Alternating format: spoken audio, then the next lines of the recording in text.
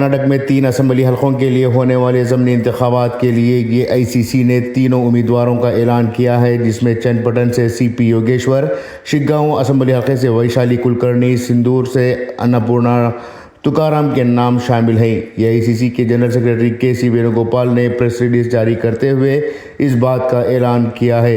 وہیں دوسری جانب ہاؤسنگ اور وقف منسٹر ضمیر احمد خان نے ریاستی کانگریس کے انچارج رندیپ سنگھ سرجیوالا سے ملاقات کی تھی اور اس بات کا مطالبہ کیا تھا کہ وہ شگاؤں اسمبلی حلقے کے ضمنی انتخابات کے لیے کسی مسلم امیدوار کو ٹکٹ دیے۔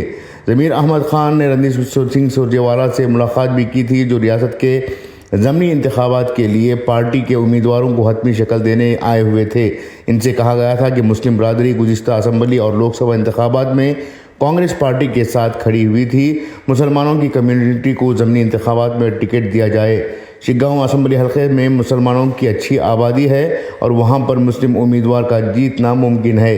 اس سلسلے میں شگاؤں اسمبلی حلقے کے عوامی نمائندوں کا ایک وفد بھی وزیر اعلیٰ سدرامیا اور نائب وزیر اعلیٰ DK شیوکمار سے ملاقات کر چکا ہے۔ ہائی کمان اس سلسلے میں غور کرتے ہوئے مسلم امیدوار کو موقع دے۔